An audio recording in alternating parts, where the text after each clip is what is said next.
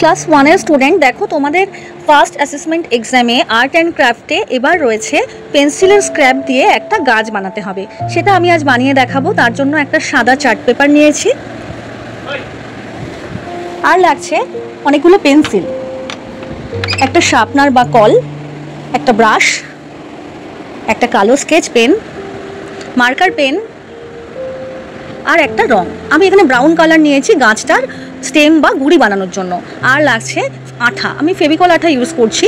তোমরা এগুলো সবই দোকানে পেয়ে যাবে। আর কিছু ডিজাইন নিয়েছি যেগুলো আমি সাজাবো চারিদিকে।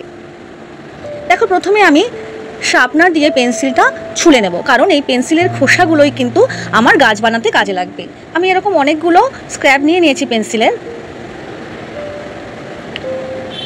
এবার আমি কি করব, স্কেচ পেনের সাহায্যে আমি যে সাদা চার্ট পেপার নিয়েছিলাম তাতে আমি একটা গাছের গুড়ি এঁকে নেব।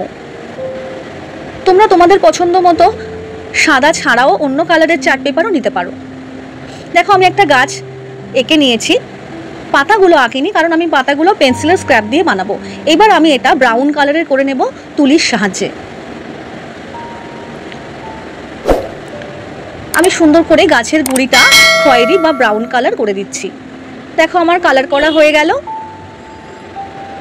এবার আমি যে পেন্সিলগুলো ছুলে রেখেছিলাম সেই স্ক্র্যাবার দিয়ে আমি কিন্তু গাছের পাতাগুলো বানাবো।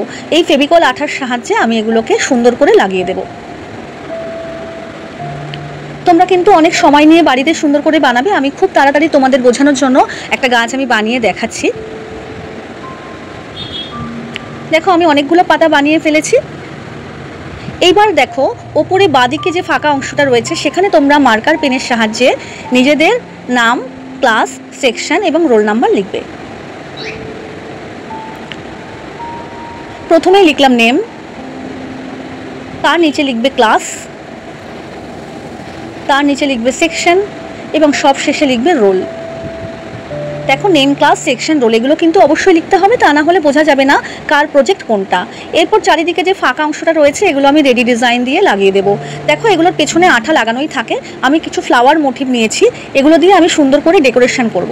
তোমরা কিন্তু এই ফ্লাওয়ার মোটিভ ছাড়াও বিভিন্ন স্টোন, মাল্টি কালারের স্কেচ পেন বা ফেব্রিক কালার দিয়েও সাজাতে পারো।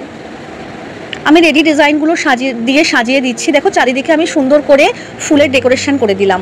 তোমরা তোমাদের পছন্দ মতো যে কোনো ডিজাইন করতে পারো। দেখো, আমার প্রজেক্টটা রেডি হয়ে গেল।